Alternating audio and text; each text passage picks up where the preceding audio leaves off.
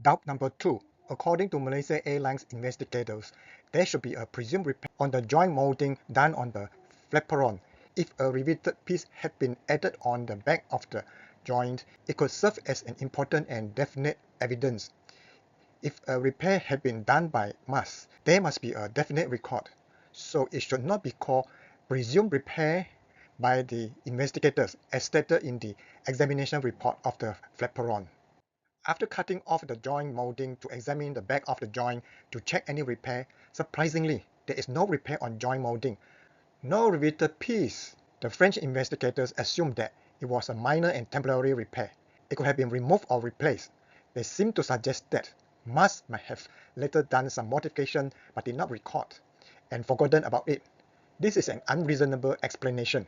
In the SIR, page 40, the aircraft physical inspection has been carried out by Mars Quality Assurance Engineer on 12 April 2013. The only inspection defect noted was a torn left-hand flaperon inboard seal, which was subsequently replaced. If this is not a repair on the right flaperon, then is there a mess-up where the repair was?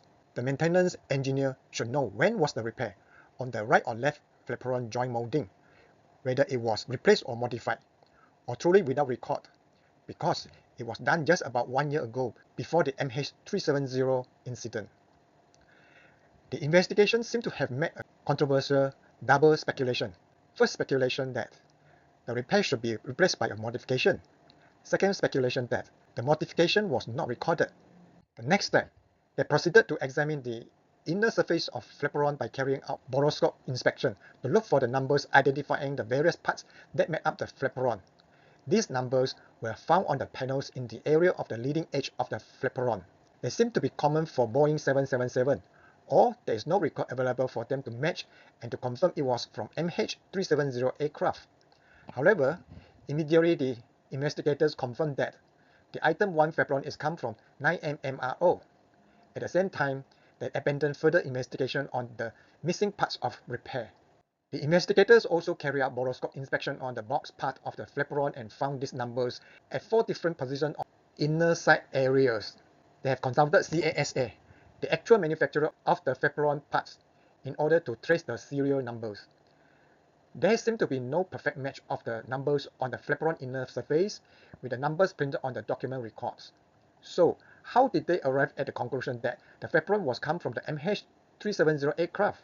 In the delivery document relevant page provided by Airbus, which identified the planned location of flaperon 404, Airbus Defence and Space ensured that the flaperon unit number 404 manufactured by CASA was delivered to Boeing in 2002 to be assembled to a B777 aircraft allocated to the customer MAS, unit number WB175, which was then registered as 9M MRO and used for MH370 flight. However, this document serves no direct evidence to prove the flaperon found is belong to 9M MRO, because no such numbers were found on those photographs of the flaperon parts. Airbus also provided this master schedule of flaperon showing the Boeing manufacturing line number 404 has serial number WB175, the aircraft 9M MRO for mass. This indicates the connection between the master schedule and the delivery document relevant page.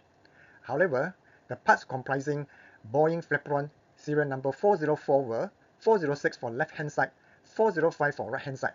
Both were not recorded as 404. The recorded unit numbers for the pair of flaperons with serial number 404 apparently are designated to the aircraft 400 and 403 for the airline's AAR earlier within a week. If these are mismatching of serial numbers and contradiction in the master schedule of flaperon, that means item 1 might not be the flaperon belongs to 9M MRO,